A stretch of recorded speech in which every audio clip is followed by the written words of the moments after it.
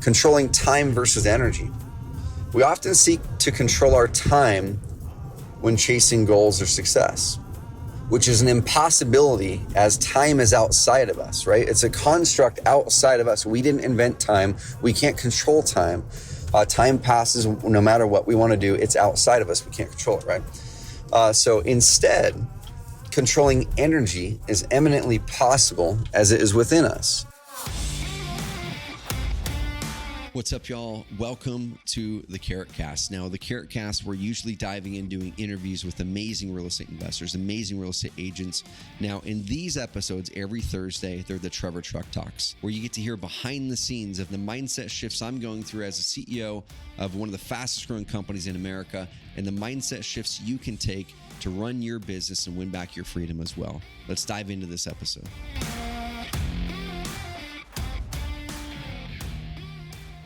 Man, y'all, it's a little smoky here in Roseburg today. One thing that we've had to get used to a little bit over the years is what we call fire season here out west. And fires haven't been a new thing. They've been around for forever, but it's been getting a little drier and the fires have been a little more consistent. So we've got the next Carrot Camp coming up here, shooting 3 weeks now. Another sold out Carrot Camp, which I'm crazy excited about. We've got my business partner, Bo Hollis, coming out in the wholesaling business, which I'm insanely excited about. He's going to be talking about how, he's crushing it, 20, 30 houses a month. Those are mostly him. Him and I have just a portion of that together. And it's going to be a blast. So if you guys want to make it to a future Carrot Camp, go to carrotcamp.com and apply because the tickets sell out fast. So what's been on my mind a lot is this. Over the years, if you guys have been following the Trevor Truck Talks, you know that on these episodes each week, I just kind of talk about what's on my mind as an entrepreneur, as a father, as a husband, because I think that there are challenges that all of us entrepreneurs go through, whether we are a guy, a gal, whether we are newer in entrepreneurship or whether we have a big business, right? They're all challenges that we go through, and hopefully you guys can kind of listen along as I'm processing challenges, processing wins, but also processing learning lessons. What are some of the life truths that I've started to bake into my life that hopefully you guys and gals can take and implement into yours as well. And one of the life truths I've talked about over the years a number of times, but I'm going to re-cement it right now because I'm feeling it right now. I'm feeling it right now, guys, is managing time versus energy. Okay, so you guys have heard me talk about the energy audit over the years. And I don't want you to take that thing as, hey, cool, that's an awesome thing I'm going to take once. Guys, that should be a part of your life forever, and I'm going to tell you why now, okay? So in this life truth actually comes from a book that it's one of my favorite books that I've read in a long time, and it's kind of funny how this happens, but I was at home and saw an Amazon package on the counter with my name on it, and I opened it up, and there's a book that I didn't order, a book that I'd never heard of, a book that I immediately looked at first and read it, and the title of it's called Chasing Daylight. And I'm like, what's this about? I didn't order this thing. I was kind of on a mode of learning about leadership and about delegation and about working through dysfunction on team. Because as we've grown at Carrot over 50 employees, once you cross over that 8-figure mark and once you go from 30 to 50 employees, a lot of things break and it can get really hard. And if you're just a one-man or one-woman shop and you can't relate to that, no problem at all, because I have other episodes, and I'll talk about it a little bit here too, on how this applies to whether you're a one-person shop or 50-something employees like we have. But what started to happen was I was kind of falling back into the mode of managing time, of like really looking at my schedule and going, man, how do I create more time blocks for this? And I don't have the time. I don't have enough time to get through and get all the things done. And I'm a bottleneck in the business again, but it's different bottlenecks this time. At every phase of the growth of your company, you become a different bottleneck. And at the phase of where we are, I'm a bottleneck on high level strategy, and I'm a bottleneck on the things that I have been the best at, that I haven't handed off yet, that I really need to either hand off or create the time for me to do them, the ones that give me energy. And so I started falling into that spot again where I'm like, man, there's a number of weeks that were draining my energy, and go through and take the energy audit. And I'm like, no wonder, right? No wonder that the energy isn't there. No wonder some of the fire some weeks for just business in general isn't there, is because doing things that actually drain the energy. And it's something I've known this for a long time. That's the basis of the energy audit. Just go to carrot.com/energy, carrot.com/energy. Get the energy audit. It's completely free. I just wanted to change your life and change the way you think about things. But let me read this life truth from this book, Chasing Daylight. I got the book, had no clue who sent it, and I picked it up and read it after I read the back of it, because the back of the book said it's a book written by this former CEO of KPMG. KPMG is one of what they call the big four. I think it is big three, big four accounting firms, multi-billion-dollar corporation. And this guy was the CEO of it for, I think it was 7-8 years or so. And he was diagnosed with brain cancer, with terminal brain cancer, and very healthy guy, hard charger, really had climbed the corporate ladder. Was a good family man, but, just had really focused on work for the last 30 years. And then he was faced with this diagnosis, and the diagnosis wasn't just terminal brain cancer. It was, you probably only have about 90 days to live. And so he was starting to process everything. And you're starting to process everything, saying, okay, what's important now? And he immediately stepped away from work. And then he started to think about, well, how do I have the best possible passing in this world that I can? And one of the things that he started to realize was he was managing time way too much in his professional career. He was trying to squeeze in the extra meeting. He was trying to make this thing more efficient. He was trying to, time block for the right things, which are all good things. I'm not saying they're bad things. They're all good things.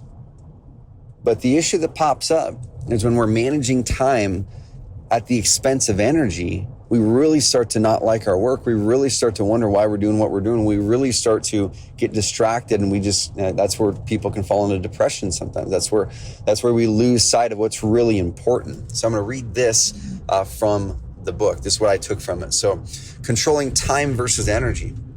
We often seek to control our time when chasing goals or success, which is an impossibility, as time is outside of us, right? It's a construct outside of us. We didn't invent time. We can't control time.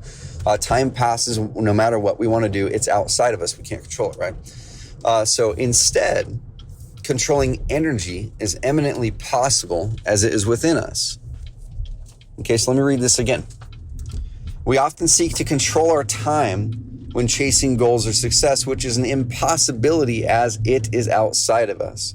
Instead, controlling energy is eminently possible as it's within us. And so how do we control energy?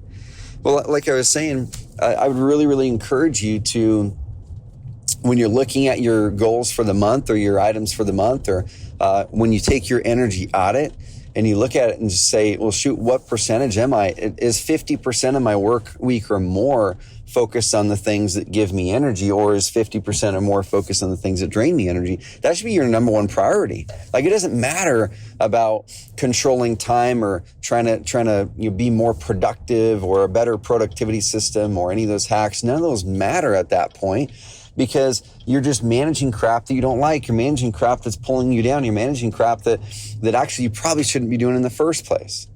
And that's one of the worst forms of productivity, is managing things that you shouldn't be doing in the first place. And it's hard, though. It's hard to recognize what we shouldn't be doing. It's hard to know sometimes what we shouldn't be doing, because we set these goals for our businesses, and we obviously need to do some things to reach the goals, right?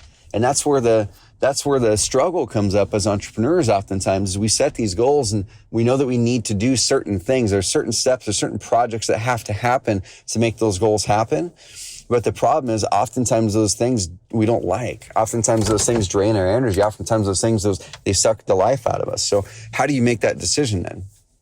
Right? How do you make the decision of, well, these things need to be done in order to reach the goals and success, i.e. managing time, right? Because we're going after goals and success, versus these things are the things that give me life. Because you can have all the money in the world and have no life.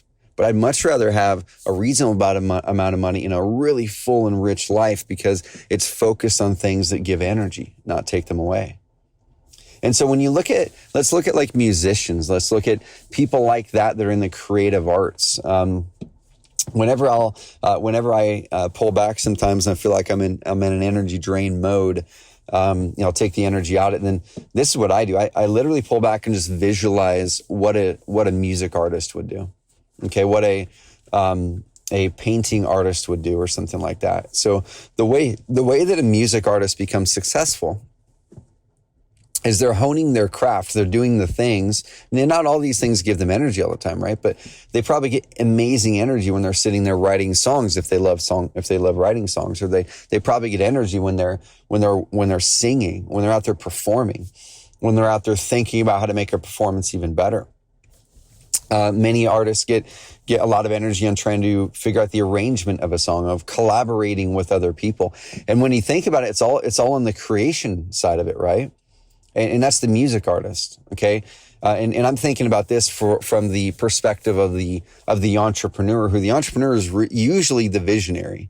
Not every time, right? But the entrepreneur is usually the visionary, or there should be a visionary on a team if there's multiple people that own the company.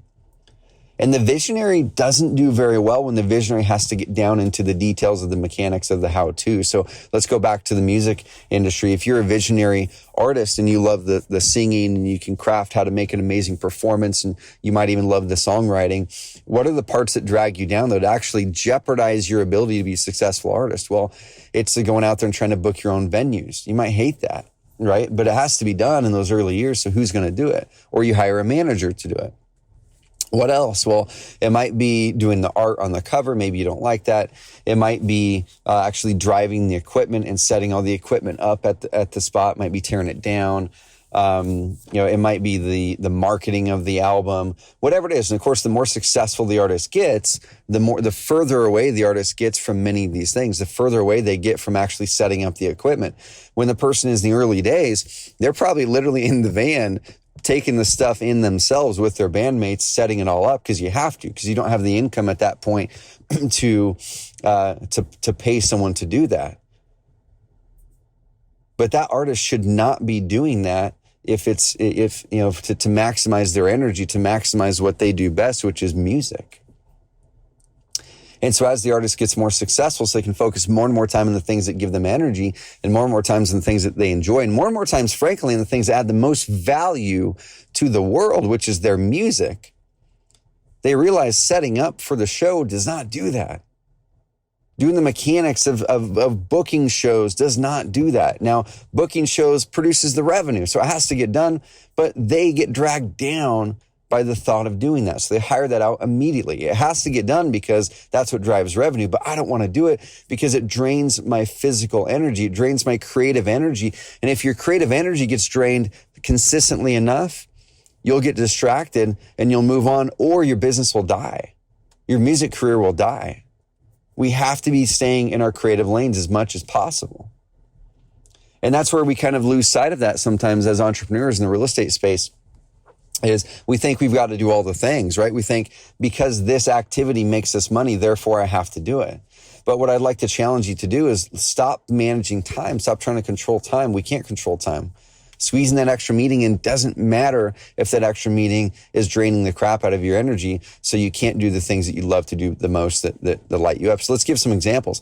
I have some friends who are real estate investors who absolutely love showing up and talking to sellers. Pace Morby's one of those. Right? Absolutely loves showing up and talking to sellers. That's their craft. That's their art. They love the craft and art of negotiation. They love the craft and art of doing that. Okay. That's for many people, that's it. So they don't want to give that up. And what happens is oftentimes as entrepreneurs, we end up giving up the things that we should not give up. We actually end up giving up the things that give us the most energy, and then we start to despise our business. So let's say you love negotiation. Let's say you love going to the sellers' houses, but you end up showing up to a mastermind meeting and you talk to people and they're like, oh, you shouldn't even be showing up to houses, right, dude? You shouldn't be showing up. That's something your acquisitions person should be doing, because that's a better process, because you need to maximize your dollar. You need to maximize your time. But I would argue against that. I would say, yeah, you should have an acquisition person. If you're wanting to scale, you should have an acquisition person to help for sure, because you can't do it all, right? It would get old. It would get old doing all of it. But I would actually argue that one of the most important things you should be doing is showing up and talking to sellers, if that gives you energy. because you can learn, you can hone your craft, you can continue to improve the way you're doing it, and then you can train the acquisition specialist to do that, which you'll probably get energy from that as well. You'd probably get energy to sit down once a week with your acquisition people and walk through and kind of game tape stuff. Hey, let's walk through this deal. Why did it fall through? What were some of the objections? Walk through with them, game tape it, role play with it, give them some new things to go on, then bam, send them out to the world. You'd probably get energy from that. But a lot of investors that I know, and I've talked to several who said I gave that up, but then I went back into it because I realized I started to hate my business. They were starting to do the things that were operational versus the things that were their creative art. The creative art gives energy. For a lot of us, for me, operational drains the life out of me. But it has to get done, right? So what I want to challenge you guys to do in this period, as we gear up for the next quarter, as we gear up for the next week, is take the energy out of it. Go to carrot.com/energy. Go to carrotcamp.com and sign up for the wait list for the next Carrot Camp. Because we teach this stuff. We dive in deep on this stuff. I want to change the way you think about life and business. And we have some cool things in the works that we want to be doing here at Carrot to help you guys and gals build better businesses that give you energy. More than just generating leads, more than just that stuff. Build businesses that give you energy. Okay? So keep an eye out for that stuff. Well, let me read this life truth again, and I want you to follow it up this week right now with going to carrot.com/energy, get the energy audit. Controlling time versus energy. We often seek to control our time when chasing goals or success, which is an impossibility as it's outside of us. Instead, controlling energy is imminently possible as it's within us. Guys, stop controlling your time. Start controlling your energy. Look for the things, I'm hopping out of my truck, look for the things that give you energy in business. Do more of those things. And the start of every single quarter, your aim should be to buy back that time so you actually do the things that give you energy more. That should be the first thing you do in your quarter, not to ramp up something that's going to close more deals or something like that. Your very first thing in the quarter should be something based on your energy audit to buy back your time and energy. Once you do that, it's going to put you in a position to love your work even more, in a position to be a better contributor to your company, and in a position to really, honestly, have your business be more sustainable because you love it. And like I said, just kind of talking about my own personal journey. This past couple months, I mentioned on a previous episode, has been harder because I had myself kind of get pulled back into some energy draining activities pretty consistently. And so one of my team members actually called me on it. Tim, who's a Carrot customer, a 2-time Carrot camper, became a Carrot employee as well. Tim, if you're listening, man, love you, man. He reached out to me and called me out on it. He said, man, it seems like you're doing lots of things that you shouldn't be doing right now. And we hopped on a call with Jen, my assistant, and we talked and we adjusted part of their roles now to be aimed at helping me to buy back more energy. So part of their jobs each quarter is to run the energy audit session with me, to hold me accountable, because I'm a high quick start and low fall through. And sometimes I'll just honestly forget to do the energy audit because you just get wrapped up in stuff. And so that's part of their job now, is to ensure that I do the energy audit each quarter. They're going to run the call. And then their very first thing and my very first thing that quarter is to take those 1 or 2 things that drain my energy the most and work to create processes. So it's creating processes, it's delegating, it's saying no. And then the next thing is you drag over the thing from the energy gives column and say, awesome, what are you going to add back to it? Which that's usually your art. That's usually your craft. That's usually the thing that you love to do the most. That's actually the biggest contributor to the market. So guys, join me at Carrot Camp, and we'll see you guys here very, very soon. And hope you guys have an amazing, amazing rest of the week. Rate and subscribe to this podcast. Give me a 5-star rating, and we'll talk soon. Thank you.